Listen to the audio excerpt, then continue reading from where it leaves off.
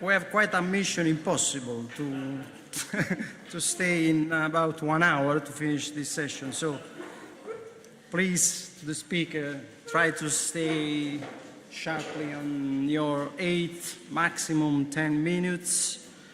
And so we start soon with Andreas Kanstein, Managing Director of CESA. Please, Andreas, the floor is yours. I don't have the title of your presentation, so I think you can provide it. Yes, it's actually Thank you very much. Thank you very much for the introduction. Well, okay, so I try to speed up. So what I will talk about is agriculture startups in the Iserbik in Hessen. So just to give you a brief overview what CESA is and the Iserbik. So CESA was founded actually to implement the business incubator by the European Space Agency and the state of Hessen. It's a joint initiative, and we are operating an incubation center since 2006. So by now we have until end of 2021 we have supported, incubated more than 110 startups, and we have the challenge of incubating 80 more startups in the next 4 years, well actually in the next 3. Right. So we are very conveniently located right next to ESOC. Just quickly, the Iserbik is really a very large network by now. We have in the Iserbiks, we now have 24 Iserbiks in the Iser member states, and more than 80 locations with more than 1,200 startups. Okay, now coming to agriculture. So we have several startups, and I will talk about that in a minute, which are focused on applications for agriculture. And now, but the biggest problem is, and I received several questions from you also in that regard, how we find our candidates for the incubation program, because it's a pre-seed program. So we typically motivate companies or founders to consider founding a company. Yeah? So typically, we are the company in the ecosystem which is trying to get them we make them actually found a company and support them so to get to their first prototype. Okay, so the most important thing is to have visibility, to present the program wherever we can, at fairs, startup events, social media, and very important, of course, as always, is success stories. Yeah. Then we do at least one hackathon per year. That's a very useful instrument for many reasons. So it's either Act in Space or the Climathon. We also did Cassini hackathons in the past. Usually you have to be patient because it takes kind of 2 years until the participants come back with a real matured idea for founding a company. Then idea competitions, extremely important.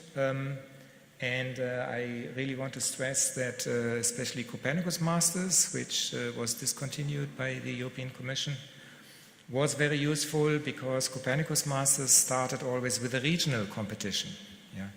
That is really what we need. We need to start with regional competition, and then you have a second round with an international level which has enormous reputation. You can consider that you have the winners of 20 competitions going into a final round. That is really great. Yeah? So this whole competition had a very high recognition, and we just don't understand why it was discontinued. Okay. Then entrepreneurship seminars, that is what the universities typically implement. We support as much as we can. And finally, partners in the ecosystems. They also are a big source for us to find candidates because they talk about us, and actually sometimes they have an idea for companies that have a space relationship and can actually support us. Okay. An example from agriculture.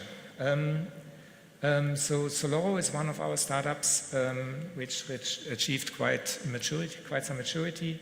The application is really for farmers. It's extremely easy. It works on the tablet, actually in the tractor. So you just pinpoint the field that you want to identify, and then it goes into historical data. So to determine which part of the field would need how much fertilization. And the result is being downloaded and then automatically fed into the machine, so you don't need to do anything. Yeah. And that is quite important because we always talked about, supporting the farmer.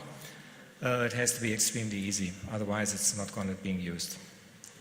The saving is around 20% of reduction in the use of fertilizers, which is actually quite considerable if you apply this to large areas, of course.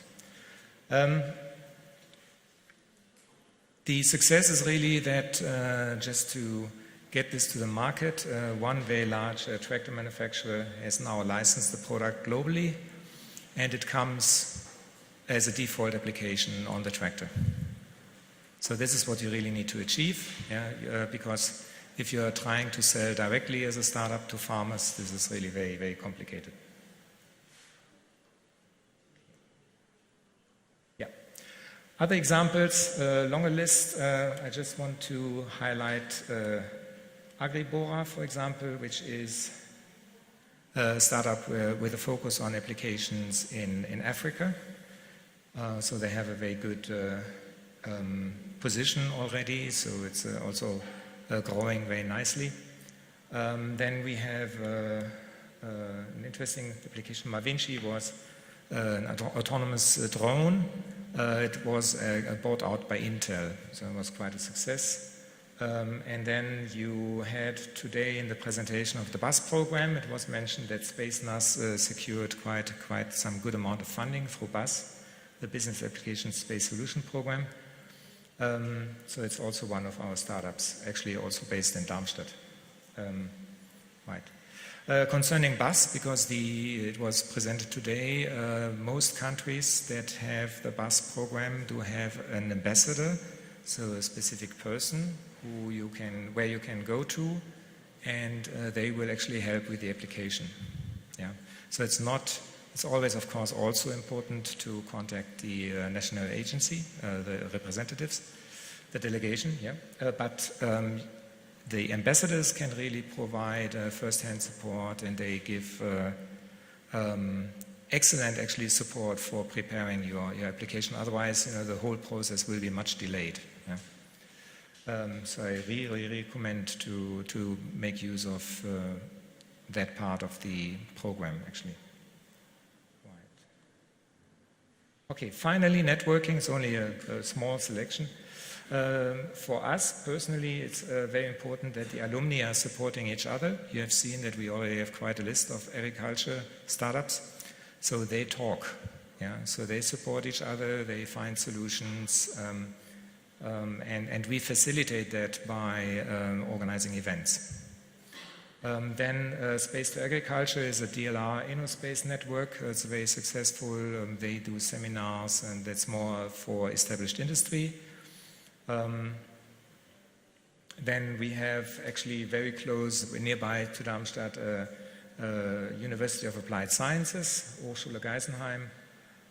They do have quite a lot of expertise, especially they have validation infrastructure with vignettes specifically for trying out new approaches.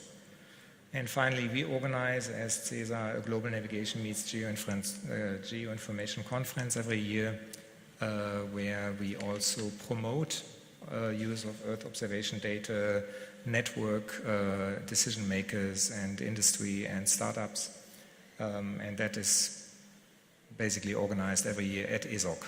Yeah. So it's a very nice, so they actually host us so that we can do this conference.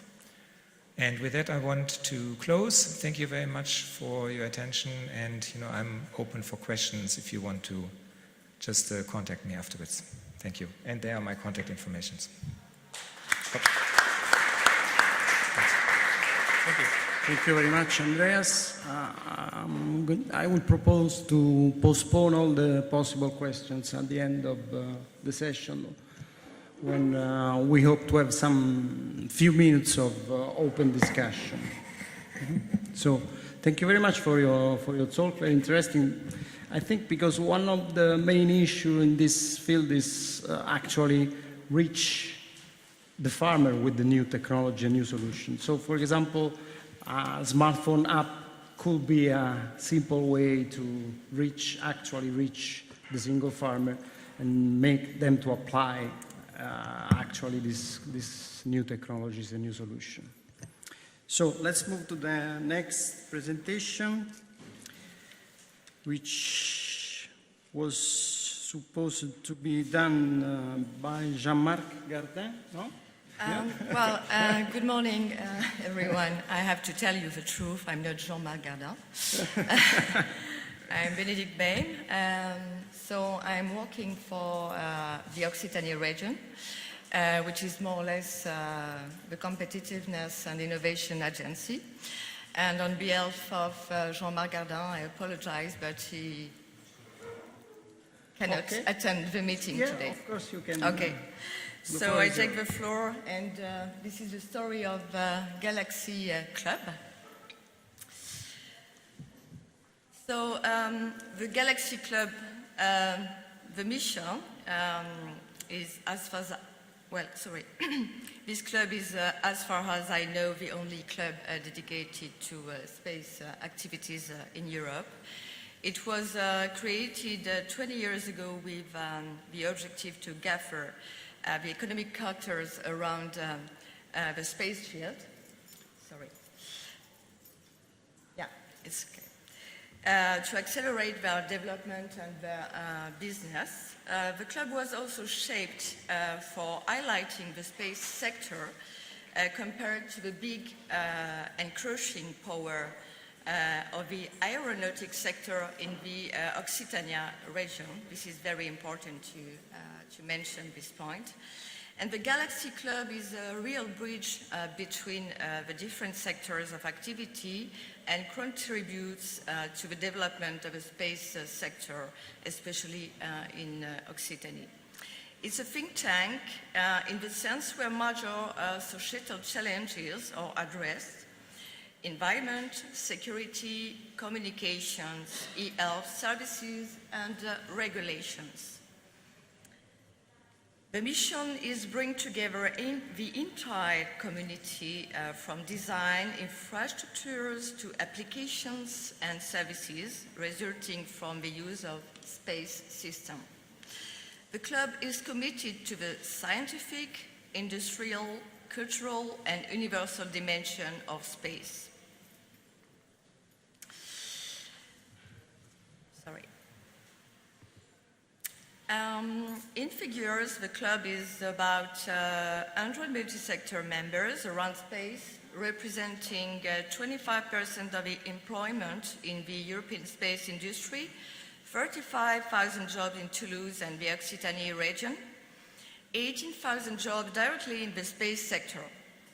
The club was created, I already mentioned it, 20 years ago with the objective to create a favorable ecosystem dedicated to business and innovation with big companies or large companies, mid-caps, SMEs, startups in all sectors of activities, components, equipments, infrastructures, test, operation, application, and services. With laboratories and research organization for the scientific part, innovation or academic one, innovation support players, incubators, investors, lawyers, and consultants. We have also institutional partners and cluster of the territory and training and education players. This is the academic part.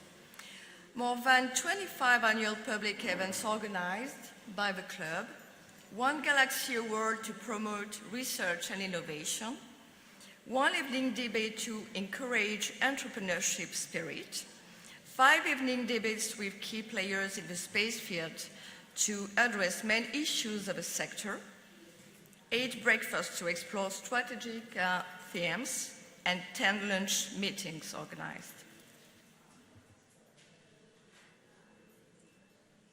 Sorry. Galaxy Club and its values.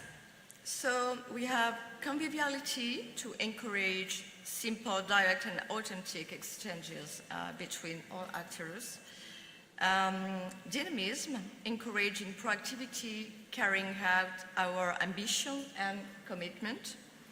Independence, we need to be independent with a non-partisan approach. Solidarity, paying attention to members is very important, and helping them, accompanying them. Conviction, take position about key points and disseminate them. The successful performance of a club is mainly based on these values, of course. They offer quality for the day-to-day operation that the club organizes and ensure the sustainability of these actions.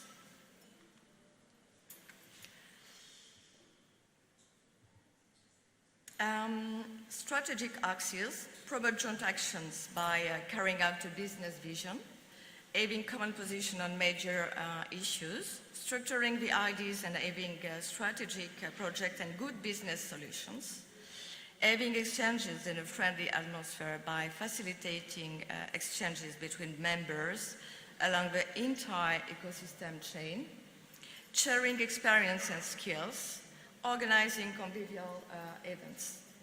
Promote the dynamics of the space sector by highlighting the industrial assets and capabilities of the members, and encouraging and rewarding innovation, of course.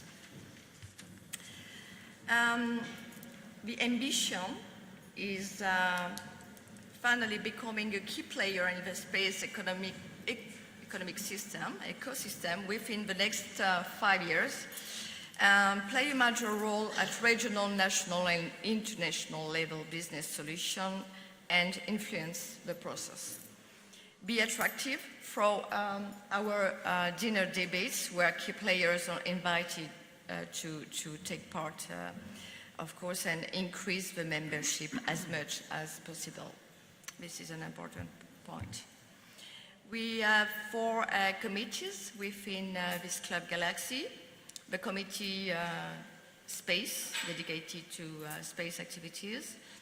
The committee dedicated to entrepreneurship. Committee dedicated to the awarding. And the committee dedicated to communication aspect. And this is the end. This is, all our members. Don't hesitate to be in touch, and if you have any question about this kind of club, for any ideas for any other regions, well, call me and I will forward to Jean-Marc Gardin. Thank you so much for your attention. Thanks so much for providing this figure of this club, very populated one. Yes.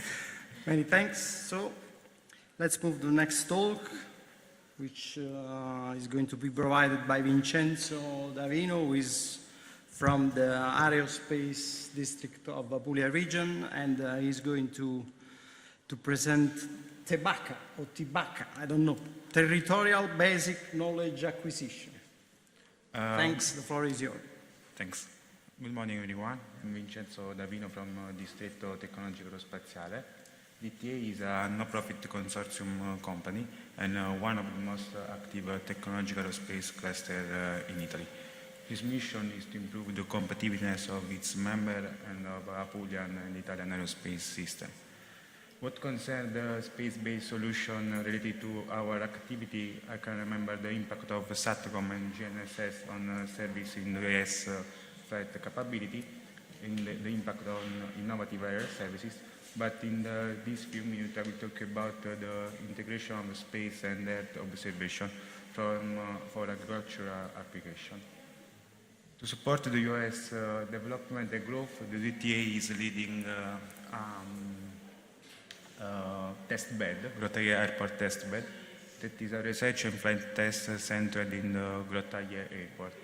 It is a network of laboratories, and the main goal is to foster and support the Apulian aerospace system in the development of new knowledge, skills, and capability.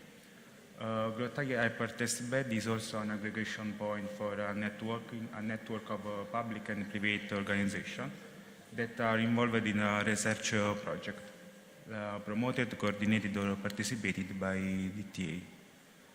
Bari Drone Urban Range instead is a urban module of Grottaglie Airport test bed. So, Tebacca stay for territory basic knowledge acquisition. It's a project that try to solve some problem, like the support for farmers to implement decisions concerning the crops, the need of some simple marker to provide the clear information, or the difficulty in detection the first symptom of pathogen. So the idea is to work in two steps, using sensing and to acquire the data, and then create the added value that is a method of intervention. So we start with definition of some crop, the wheat, the grapevine, and the olive that are a typical crop of Apulia region, and use the data as an input for obtain a situation awareness model of Apulia. Then we try to create a multi-scale platform for the management of Earth observation. So the idea to mix different platforms like satellite, aircraft, drone, or rover to obtain different resolution and different data. The added value of the project is the design of a framework for growers that can help them in a simple and economically sustainable way to manage the annual production cycle of the crop. In the slide, there are same result obtained from satellite, drones, and so on. And the idea to mix and to use all this data to create a data-driven model. The benefits are several. So the first of all, the definition of stable territorial acquisition architecture that can create a simple service for the population, and also the possibility to use it in a small-scale logic, small-scale use. And for about the risk, they are related to the need of a stable ground infrastructure or the need of a platform management center. But we can say that Tebacca can allow both private company and public agencies to create and to design a new service with a strong added value. Just 1 minute about the application of UIS. So there are the urban green monitoring, the support to natural park management, the risk management, the risk prevention. And all these applications are presented in Drones Beyond 23. That is an initiative organized by DTA and the municipality of Bari that will talk about the innovative air services in the smart city. And in this framework, a panel focused on the Tebacca project will be presented with the case supply and demand acts. Also in this initiative will be shown some US flight operation, for example, that concerning the collection and processing of data crops for the project Tebacca, and other related to the prevention of natural park and urban green area. So, thanks. So this is all. Thanks. Thank you very much, Vincenzo, also for being so short but so clear and providing all the required information. Thank you very much. So now the next talk is from Enea, which is about Copernicus. No, it's not. Okay. Nothing from Enea this morning. So let's move to University of Basilicata, School of Agriculture, Forest, Food and Environment Science, and Professor Angelo Nolè is going to talk about temporal and spatial pattern assessment of riparian vegetation covering in the Mediterranean region using Landsat spectral metrics. Please, Angelo, the floor is yours. Thank you, Nicola, for your presentation. Good morning, everybody. I'm going to talk about this study that we started with a master thesis, and then we developed with the laboratory in which I work. And we focused on the vegetation on the riparian areas, which is a very important ecosystem according to our perspective. First of all, because from an ecological point of view, it is we focused on the riparian areas of Basilicata region, and they represent the 7% of the total forest cover of the Basilicata, which are more or less 25,000 hectares. And so why we focused on this ecosystem? Because they are a priority habitat, and also they play a key role in biodiversity conservation, and also they are mentioned by the European Biodiversity Strategy for 2030, and they play also a role in the mitigation of hydrological risks, and also for more in general for mitigation of the climate change impacts. They represent a continuous ecosystems that that links together all the ecosystems in the territory, and so they are very important from this perspective. But at the same time, they are very close to human and anthropogenic activities, because in this area we can find most of the agricultural activities, livestock grazing, but also mining and extraction of sands from riverbeds. So there's a lot of pressure around these ecosystems. In this map, we start working with the potential riparian zones from the Copernicus riparian zone land cover land use of 2018.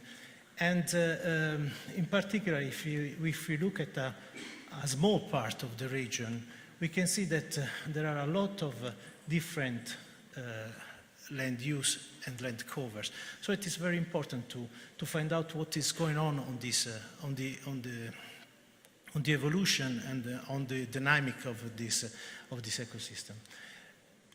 And so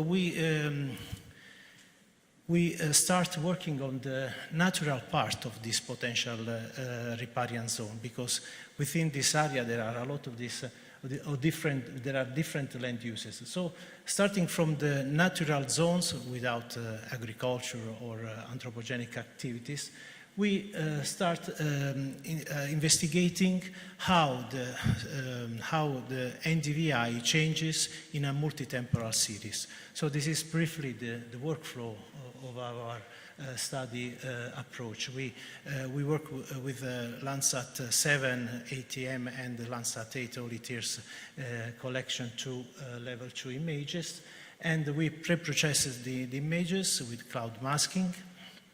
So we extract a multi-temporal time series of NDVI with a maximum annual NDVI for each year.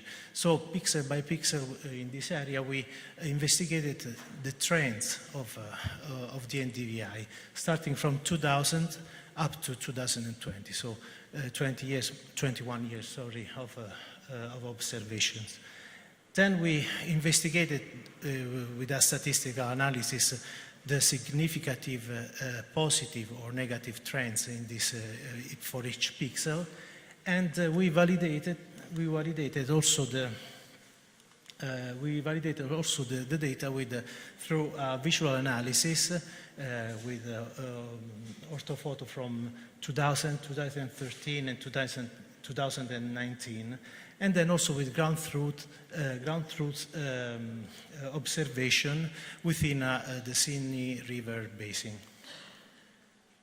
So these are the first results of this study, which highlights how there is a marked increase in NDVI trends in this area. So there is a growing vegetation. 16,000 hectares of this area have been are recorded as increasing vegetation trend. So almost the total part of the vegetation. And we try to highlight the link between this trend and also geomorphological aspects of the area. So as assistance with the slope or with the Strahler stream classes, which represent the hierarchical class of each part of the rivers. And so we can see that in particular, according to slope, there is an increase in the classes from 5% of slope up to 25% of slope. And for the Strahler stream classes, for the class from 3 to 5, there is the most of the increase in vegetation. This suggests some trends, particularly in the internal area of the region, and could be linked to different phenomena, like land abandonment in the marginal areas. So there is a lower pressure of anthropogenic activities in this area. These are the data from the visual analysis for the validation. Assistance, we checked three representative area. So we can see the area investigated with NDVI and highlighted in red. And so we can see on the right the situation in 2000, and then in 2013 and 2019. So there is really an increase of vegetation vegetation cover. And these are some pictures of the area. So we can see also how the vegetation spread during this year. So using these strategies, after floodings, the living biomass can spread in a vegetative way. So it is a very rapid process. They are mainly poplar and willow trees. This is another example in 2013 and 19. There's a very high increase in vegetation cover. And this is another area where we have a marked increase of vegetation cover. These are some pictures. This population of poplar didn't exist in 2000, so it is very impressive, the rapidity, the speed of the vegetation cover in this area. Last part, there's a different process because we have an increase of vegetation as well, but in this case we have mainly bushes, and Mediterranean maquis. This can provide another problem, particularly disturbance like wildfires in this area. So there are a lot of questions related to the management of these particular ecosystems. So in conclusion, we can say that this trend is significant all over the regional rivers. And for the potential riparian zones. So it is very important to manage this process and to observe this process. And most of these processes are related to the low slope and flat areas of the region. And this is due particularly to the absence of water in the flat, along the rivers during the summer, in the flat areas of the region during the summer. And main drivers, as I said, could be the land abandonment of the marginal areas, but also a reduced anthropogenic pressure in this area. As a consideration, I would say that this is almost a paradox, because we intend the increasing vegetation as a positive effect. But in this case, probably is a false positive, because it's the result of a social and economical changing in the region. And also from a meteorological and also in terms of climate change, there is the point of view, it's a negative effect, because this means that there is less water in the rivers, so the vegetation can spread and expand the cover. So for this reason, more investigation are needed to understand this process and how this process can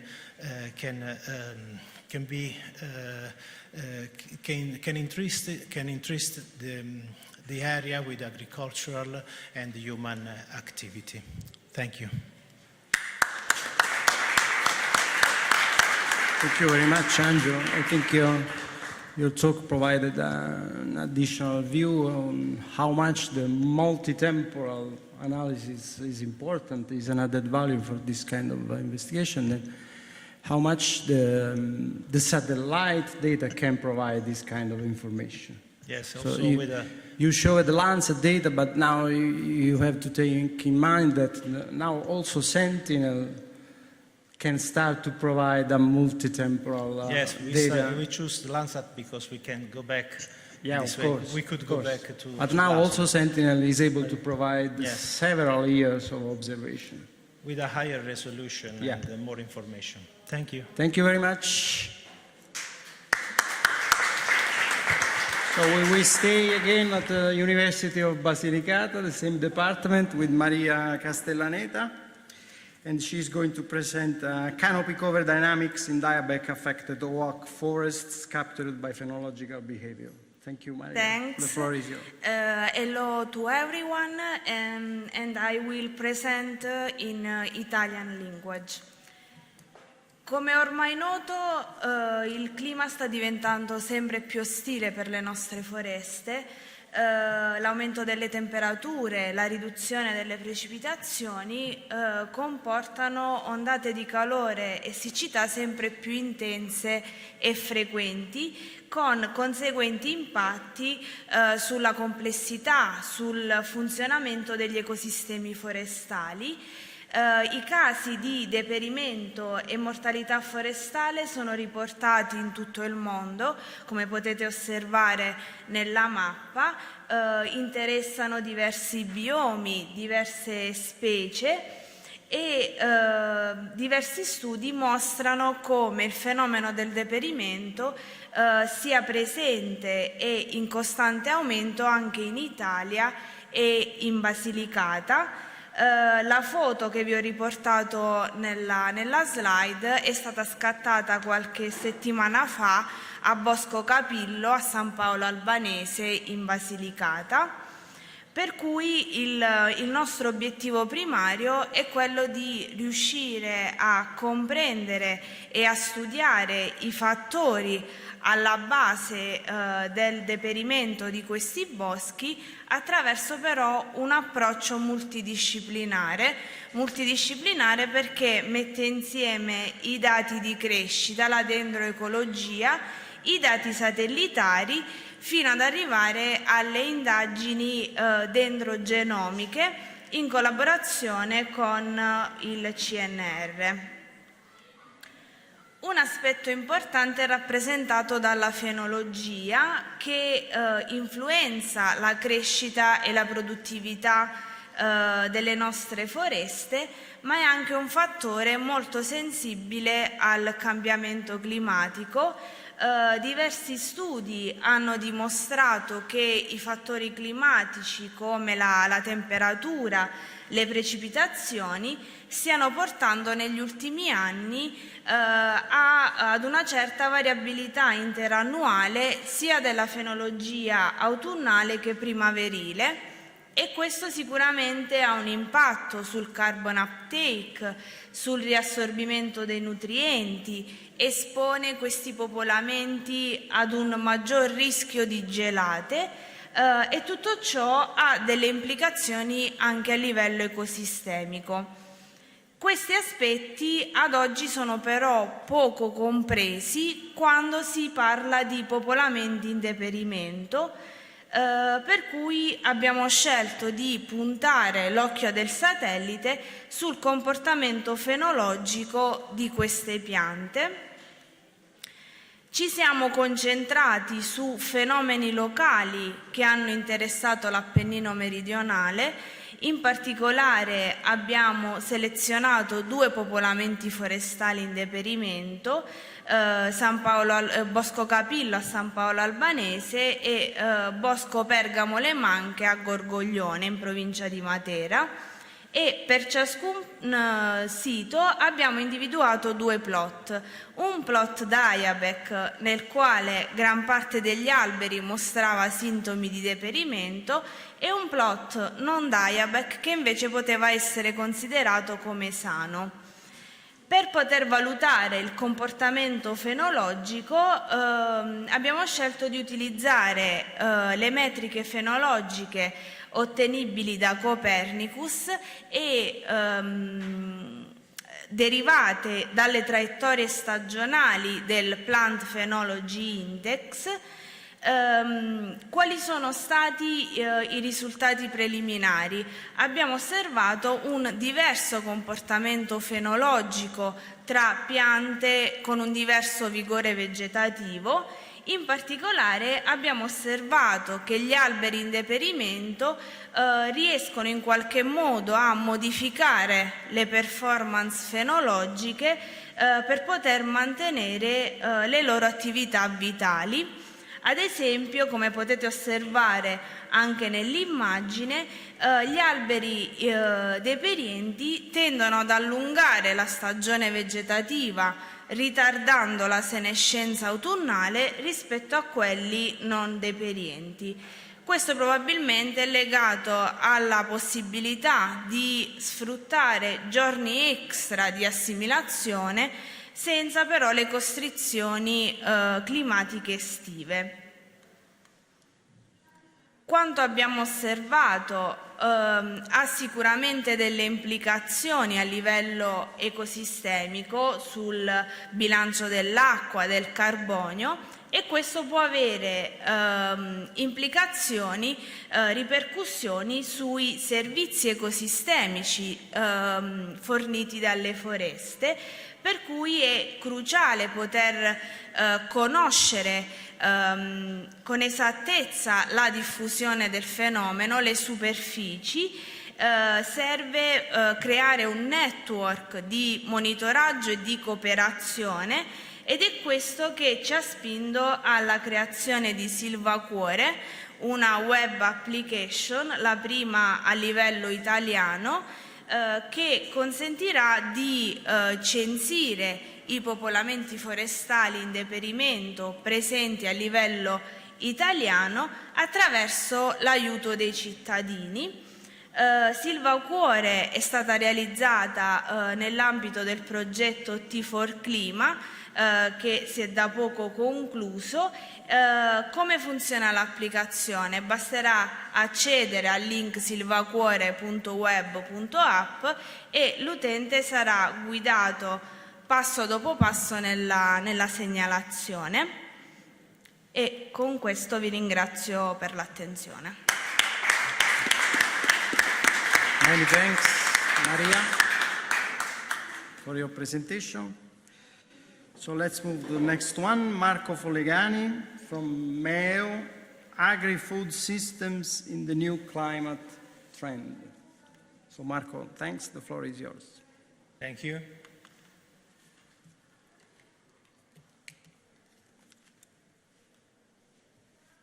Point? Yeah. Okay.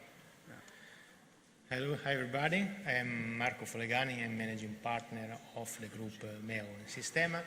MEO is an Italian company based in Emilia-Romagna. Sistema is based in Vienna, in Austria.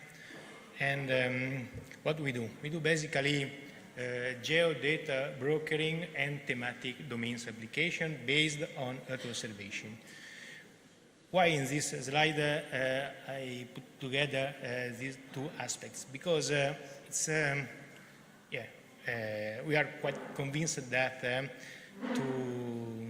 to implement thematic application in Earth observation, it is fundamental to have a very robust, very effective data exploitation tool. And for this reason, we are dealing with these two main aspects. Concerning geodata brokering, we can call this part data exploitation. We implement data platform and solutions for the data discovery, the data catalog. We are working a lot of the aspects concerning the standardization and the interoperability in order to ensure that the applications, the thematic application, are duly provided with reliable data and that can be operated in different, in standard way. Concerning the geodata brokering means find the right data for the right application, which means that we have seen, like for example in Copernicus, we have a lot of data available, not only in Copernicus of course, but now in our perspective, the problem, or better the challenge, is how to filter, how to identify, how to select, and how to access and how to exploit the data that are really needed for the specific application. For this reason, we are working a lot in these aspects, and we use the technologies in terms of platform tools for data accessing to create, to implement, to operate thematic application. Because concerning thematic application, in our experience, we have seen a lot of very interesting applications that are, let's say, no more there than demonstrator of or proof of concept because of the lack of reliable infrastructure for data input, which means that we are using the data exploitation technology to provide operational thematic application, like for example in the domain of air quality, in agriculture of course, but we will see later a few examples, and climate risk. And we are also implementing solutions for super resolution of the data, which is quite relevant for different domains. Super resolution in Earth observation means the generation of synthetic data with the same characteristic of the original observation, but with improved resolution. And we use all these systems interface each other and connected each other to provide also training packages and to make dissemination in the domain of Earth observation and applications. But let's see what we are doing in the domain of agriculture. I would like to talk more than agriculture about agri-food system, because we are working a lot in, let's say, in combining, in providing tools and solutions for improving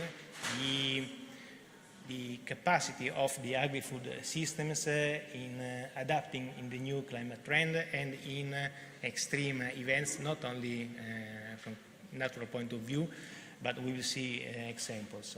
Here we have 4 applications concerning the agri-food domain. One is the abandoned field monitoring, which makes use of time series of satellite data fusion with the Sentinel-1 and Sentinel-2 data, and change detection, and of course the super resolution algorithm. Then we have a couple of services concerning farming advisory and pest risk assessment, which makes use of a combination of Earth observation, climate data, and bioclimate models.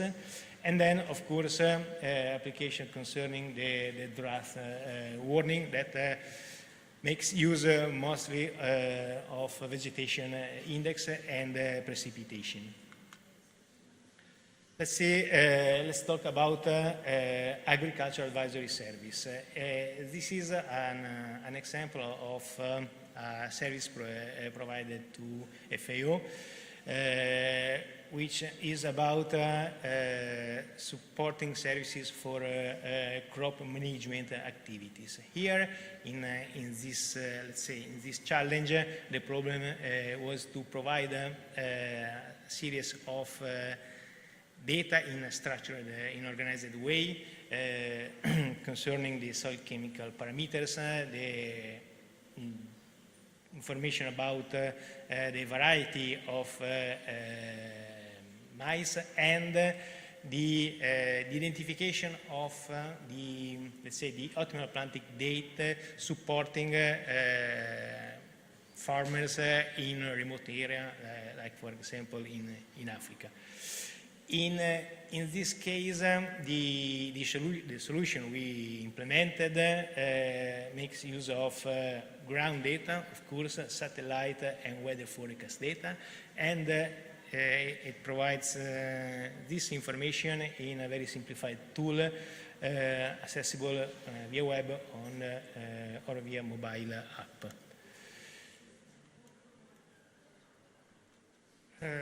This is another example. In this case, we are providing a drought risk assessment tool. Again, this is a domain, this is a service for Asian Development Bank in a remote area of Asia, where the problem is the identification of meteorological and agricultural drought risk. In this case, we collected past data about vegetation, about water availability, which means not only precipitation but also soil moisture, and we combined it together this data in standardized precipitation indexes and vegetation condition indexes to assess the risk on a seasonal basis. In these examples, I'm showing a lot of service for the international organization, and because we are working a lot in the international cooperation domain, because as we have seen this morning, but also yesterday, there are a lot of very interesting innovative solutions in agriculture that combine together observation from satellite, innovative technology, ground, and so on. But of course, there are a lot of parts in the world that cannot access to this kind of technology, and which the economy is strongly based on agriculture. And especially in these parts, the need of information product based on Earth observation are particularly relevant, because of these parts are more exposed to climate change and extreme events and so on. This is another example. In this case, the problem was not related to climate extreme events, but an anthropic-based event. This is a work concerning the identification of abandoned fields in Ukraine due to the conflict. In this case, we collected a time series of vegetation indexes from Sentinel-2 data, processed with a super resolution algorithm. We made a change detection and we identified those fields that in 2 years resulted abandoned. Why this application? The relevance of this application concerns the food security, because we experienced a lack of natural products due to the conflict, and it is important to make this kind of analysis in order to predict or to prevent the temporal lack of natural products.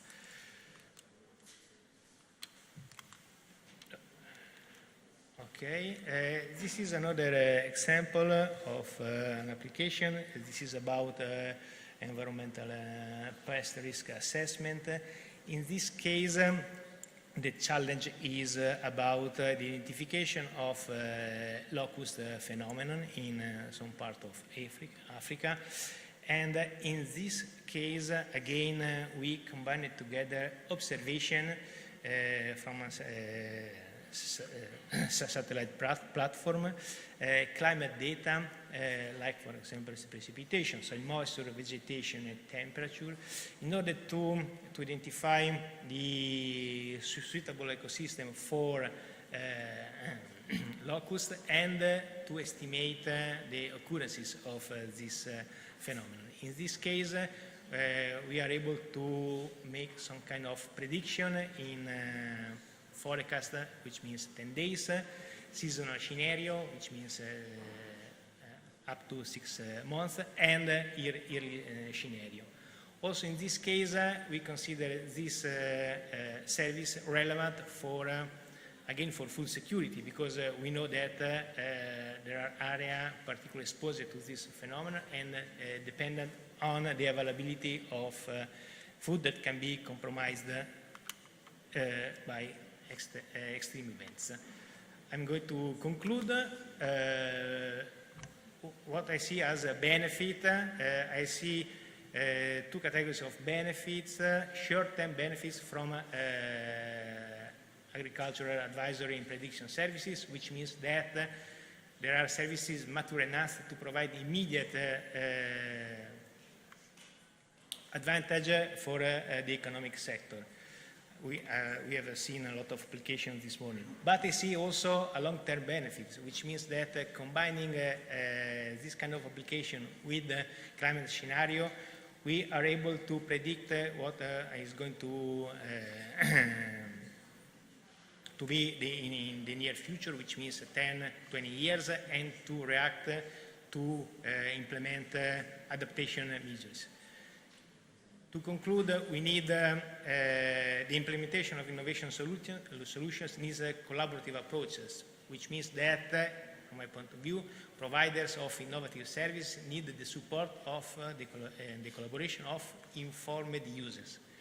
Informed use means that what we have seen yesterday in the presentation, for example, of Professor Tramutoli, we need to train, to teach, to involve not experts in Earth observation about the capability of these services in different economic domains. Thank you. Okay. Thank you, Marco, very much. Sorry for pressing you about time, but we are in late. So let's quickly move to the next speaker, Joanna Simona Rosca from the, she's a project manager of Aerospace Valley, which is a cluster in French. She's going to present Protect, preparing a pre-commercial procurement for end-user services based on environmental observation in the area of climate change adaptation and mitigation. Thank you.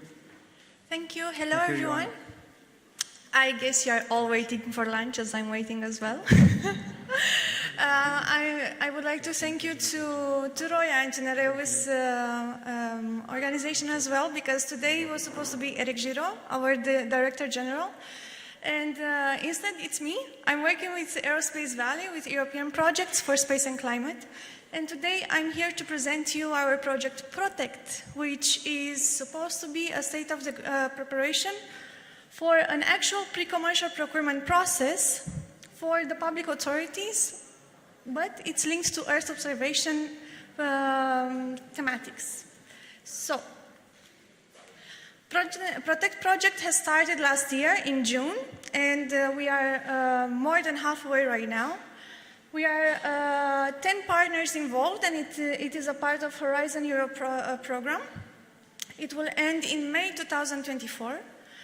And the coordinator is GAC Group from France. As I said, the objective of this project is to prepare the state of the ground for an actual PCP that will come up soon, and I will tell you about it in a few moments.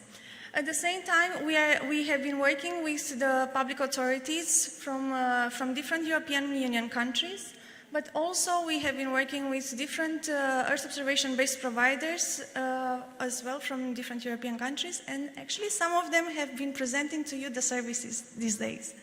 At the same time, we're mainly focusing on 5 application domains, which are marine and coastal environment, energy and utilities, sustainable urban communities, agriculture, forestry and other land uses, and civil security and protection.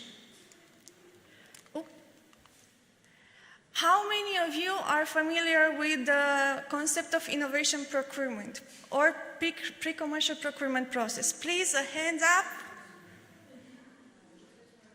Okay, so not many of you. All right. So, innovation procurement, the basic idea is the public authorities will be able to buy services from the providers that are not yet on the market. That's the main idea. And for that, the European Commission is having different projects with this topic, for which they are giving funding for the public authorities to form consortiums in order to get involved in this type of projects. Well, there are 2 types of public procurement. The one that we are focusing on Protect is pre-commercial procurement, but there's another type called innovation procurement for the solutions that is basically focusing on the TRL 9, on the solutions that are already getting ready to be commercialized. But we are going to focus on the pre-commercial procurement explanation. This pre-commercial procurement is focusing on services between TRL 3 to 8 in order to be able to do an R&D for the solutions. Because normally the public authorities are having some needs, right? But what exists on the market already might not be the right solution for the actual need that needs to be tackled. So the idea with this pre-commercial procurement process is the fact that the public authorities, together with the Earth observation-based providers, will work on an R&D in order to be able to create the service that is tackling exactly the need that they are having. So, Protect in the pre-commercial procurement process, it is a part of the phase 0, which basically means that we have been doing research. We have been working with the 2 communities that we formed, which are public authorities, but also Earth observation-based providers, and we got to some results. So, the main objectives of the project is, first of all, to raise awareness regarding these initiatives. But at the same time, is also to identify needs. It's also to train public authorities to get familiar with the concepts of innovation procurement, pre-commercial procurement, what is Earth observation, what are climate services, how all these are working together in order to be able to fight against climate change. And of course, it's also to, one of the main objectives is also to mitigate the gap between the communication between these 2 parties, because as you might all already know, to communicate all the needs and all the solutions between the 2 parties, sometimes it's a bit difficult due to the language barriers. So we are focusing, as I said, mainly on two key stakeholders, but in reality we actually have three. The first one are the public authorities, which are on national, governmental, and local and regional level. But the trick with these initiatives is that they have to be from the member union members. Another key stakeholders are, of course, the Earth observation-based providers. But we also have multipliers, such as Nereus, such as ERSC, such as other European projects, but also we have been in contact with the ESABIC networks, but also with space agencies in order to help us out with identifying as many as Earth observation-based providers. Of course, we have three key thematic areas. The main part is innovation procurement, of course it's Earth observation, and of course climate action, because this is why we're here, right? All right, so what we have been doing so far? As I told you, we have been training the public authorities from our community, but we have been also working with them in order to be able to phrase properly their needs that they are having. At the same time, we have been doing a desk research on a European Union level in order to identify the main challenges that different regions and cities from the member states are dealing with, in order to select them, the most common ones, and to try to match them with the Earth observation providers that we were able to map. So when it comes to the public authorities, we have been able to get the interest of 68 public authorities. But from these 68, less than a half actually have been active in our trainings and in our activities that we have been doing. At the same time, we were able also to map more than 200 providers on European Union level, from which we have been working with about 120. At the same time, as I told you, there's an open call that is going to come up that is actually going to be the PCP of this preparation. The call will have a 19 million euro funding, and it's going to be open on the 17th of October. The deadline will be for the proposal the 28th of February. And what we have been doing here was basically to support everyone who wants to go further with this proposal in preparing them with the knowledge, with also the information regarding how these processes are going, because in the consortiums that we are having right now, we also have legal experts that have been explaining very well everything in these training sessions. So, after all this work, we have managed to get 4 challenges, which I heard about them during these days. One is the flood challenge, another one is the water challenge, the fire challenge, and the infrastructure challenge. When it comes to the flood challenge, I think it's pretty obvious for everyone what we are going to discuss about. But when it comes to the fire challenge, it's also linked with the wildfires as well, but there is also a use case that had been proposed by some of the public authorities we have been working with, which is linked with the fires that are starting due to the illegal dump waste. So basically, they are interested in finding this kind of solutions that were, I think they were not able to identify them on the market, in order to be able to fight against all these challenges that they are having. When it comes to the water challenge, this one is also applicable for the agriculture, but I think actually most of them are applicable also for agriculture, obviously. But in the water challenge is also comprising as well, but besides the prediction of the water and the management of the water, it's also an interest of the identification of the fresh water. When it comes to the infrastructure challenge, this is the most complex one that we are having, because this is supposed to be like an umbrella of multiple challenges that the cities are having. So what we have received from the public authorities we have been working with is this. Okay, we have multiple challenges and there are solutions on the market, but in order for us to procure one solution, we have first of all to start discussions with the provider that is fixing the solution, the problem for, I don't know, heat islands, let's say. And after that, we have to do all the work again with the provider that is giving the solution for the energy management, let's say. Well, the idea behind all this is that they would like to,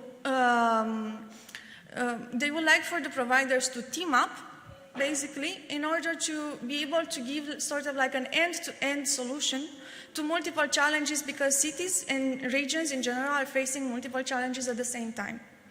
So for these 4 challenges for the moment, we already have potential consortiums that are being formed for the upcoming call. And the idea is, do you want to join? So, in case that you would like to join and to know more about this upcoming call and how to get a proposal for it and everything like that, please let me know or let us know. Or you can also join on our website. We also have a commercial, a community management platform for everyone to learn about the Earth observation services that we have been working with and the providers gave us information about, which can be found into an online catalog for everyone. At the same time, you can also find out who is going to be a part of the potential consortiums, and if you are interested in, and if you are having actually the same challenges as them, you can join as well. So if you want an upcoming activities that we had actually now in September, but also that are going to come soon, we had another set of trainings for the public authorities in order to fine-tune the challenges that we have found during the selection process. But we also have another training session. We also had the e-pitching sessions where the providers were able to come and pitch their services in front of the public authorities that wanted to hear about it. But at the same time, we will have the open market consultations, which will happen in November, which will present the outcomes of our work, and it will be able to gather both parties, the public authorities and also the Earth observation providers, in order to get to a conclusion. Basically, like the providers to say if the technology can be done or not. And that's with me, and you can find the information here. Thank you so much. Thank you, Ioana, for sharing the content of this project and also for guiding us in this PCP world that, according to your survey, is not very well known here, at least in this room. So, we are at the end, incredibly, we are at the end of this session. The last but not the least talk is from University of Basilicata, Costanza Fiorentino and Paola D'Antonio, the role of automatic guide in precision agriculture from remote sensing to prescription maps in the Bari Matera 5G project. 5G project. Thanks, Costanza. The floor is yours. Thank you. Good evening, everyone. I present in Italian. Spesso oggi abbiamo sentito ricorrere questo termine, sostenibilità, che sta assumendo, anzi assume un ruolo centrale nell'ambito delle politiche europee e in particolare uno sviluppo sostenibile dell'agricoltura assume un ruolo centrale dal punto di vista della mitigazione dei cambiamenti climatici.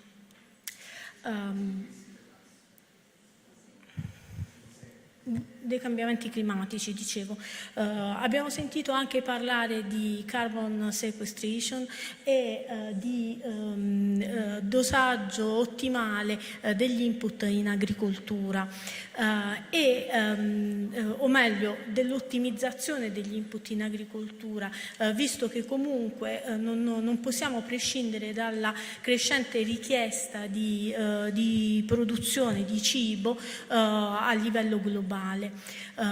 Per cui quello che possiamo dire è che sicuramente il settore agricolo contribuisce alla produzione di CO2, così come molti altri settori, però è anche un settore che è in grado di sequestrare carbonio dall'atmosfera, cioè le piante sono in grado di sequestrare carbonio dall'atmosfera e di conservarlo nel suolo. Questo è un elemento estremamente importante e dal punto di vista dello sviluppo di un'agricoltura sostenibile.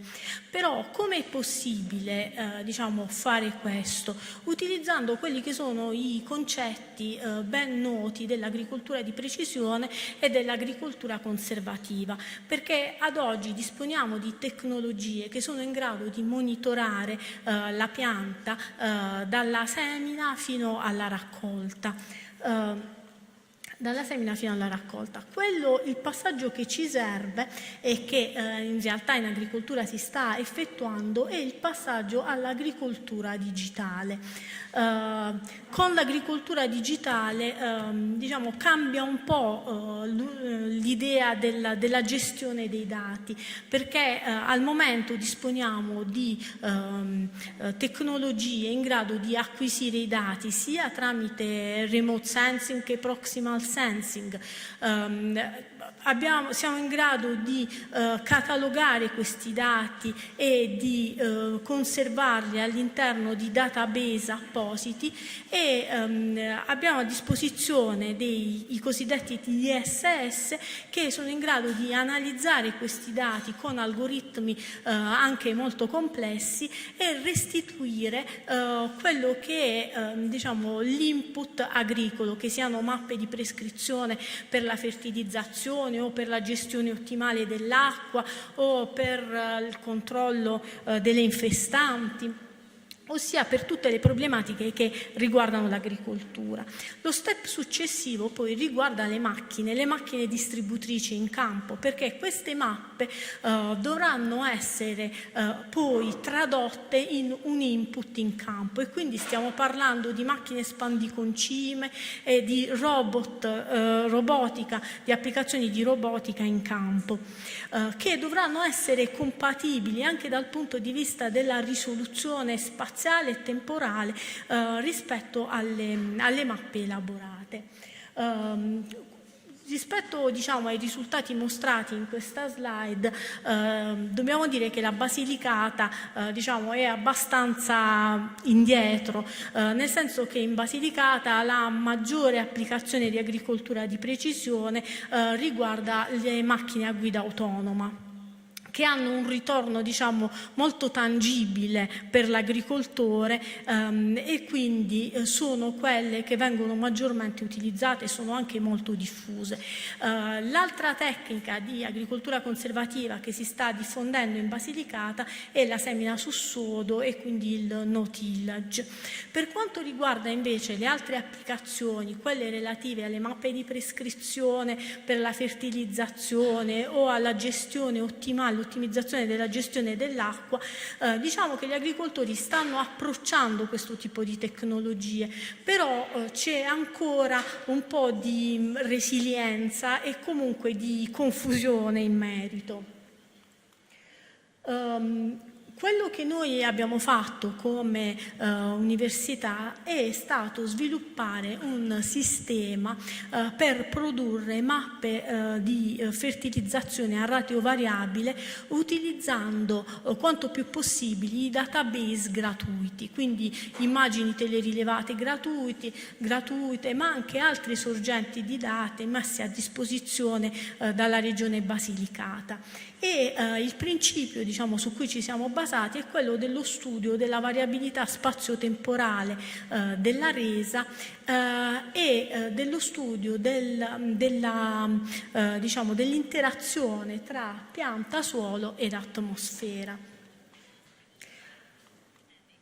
In particolare quello che vi illustrerò oggi è quello che noi abbiamo fatto nel progetto Bari Matera 5G, in cui abbiamo sperimentato un sistema in real time per l'applicazione in campo di una mappa di fertilizzazione a ratio variabile. Il sistema praticamente prevedeva l'utilizzo di un drone in campo che ha acquisito dei fotogrammi e li ha trasmessi direttamente al cloud della società Digimat, con cui abbiamo collaborato nell'ambito del progetto, dove i dati sono stati prima corretti e poi processati utilizzando il software da noi sviluppato al fine di produrre la mappa di prescrizione per la fertilizzazione. Tale mappa è stata trasferita, sempre utilizzando la rete 5G, direttamente al trattore, che ha potuto applicarla in campo e quindi ha distribuito il concime secondo la prescrizione della mappa.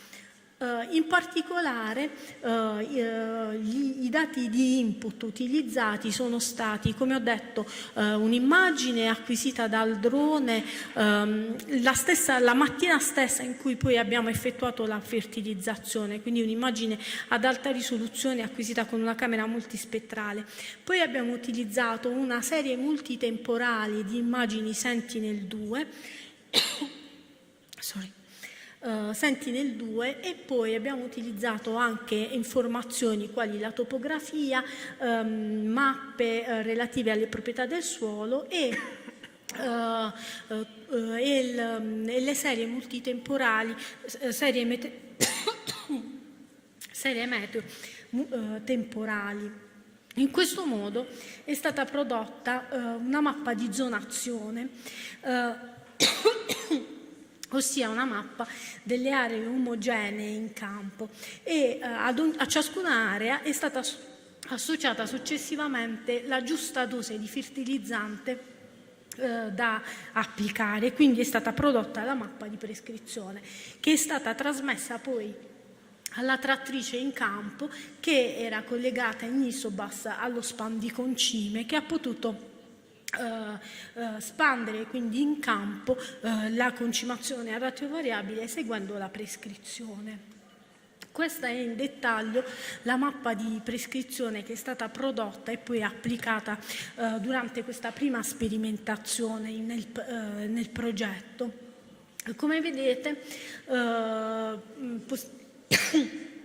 l'area in rosa, ad esempio, è un'area che si è dimostrata stabile nel tempo ma a bassa produzione, ed è quella in cui si è deciso di applicare la dose più bassa di fertilizzante a causa della sua scarsa potenzialità a produrre. Una seconda sperimentazione è stata effettuata presso la masseria Lopinto, sempre in Basilicata, dove sulla sinistra potete vedere la mappa di zonazione e al centro invece la mappa di prescrizione. L'area in verde nella mappa di prescrizione è l'area che si è mostrata stabilmente nel tempo ad alta produzione, ed è quella in cui durante l'annata 2019 abbiamo deciso di applicare la più alta dose di fertilizzante, perché era anche quella che aveva una maggiore disponibilità di acqua. Queste sono le immagini della macchina che abbiamo utilizzato per applicare il ratio variabile, la fertilizzazione a ratio variabile, e questo è il report finale che ci ha mostrato la trattrice dopo la distribuzione, che ha un pattern molto simile alla mappa di prescrizione. Infine, in entrambi i casi alla raccolta abbiamo realizzato le mappe di resa che si sono dimostrate molto utili, soprattutto in fase di validazione. Comunque il livello di resa del campo è stato abbastanza elevato, sebbene si trattasse di un'annata non favorevole dal punto di vista dell'andamento meteorologico, il campo ha prodotto mediamente di più rispetto a quelli, diciamo, limitrofi, e diciamo, tirando un po' le somme, quello che globalmente è stato il risparmio per l'agricoltore è stato dell'ordine del 18% circa rispetto ad una fertilizzazione omogenea e quindi non applicando il ratio variabile, senza andare a inficiare la produzione, ottenendo comunque un buon livello di produzione compatibilmente con quelle che erano le condizioni meteo dell'annata. In conclusione, che cosa possiamo dire? Che sicuramente il dato, il remote sensing è di grande supporto e fondamentale nelle applicazioni di agricoltura di precisione. Però quando parliamo di colture tipo i cereali e quindi di colture a basso reddito in cui il margine di guadagno dell'agricoltore è molto basso, bisogna anche riuscire a fornire immagini, dati e servizi se non gratuiti a basso costo. Quindi diciamo nello sviluppo di queste applicazioni bisogna secondo me tener conto anche, anzi tener conto soprattutto di questo aspetto, perché ho detto comunque l'agricoltore bada fondamentalmente ad ottimizzare la resa e logicamente al suo margine di guadagno, per cui bisogna conciliare diciamo, tutti gli elementi in gioco. Grazie. Thank you very much, Costanza, for sharing this talk.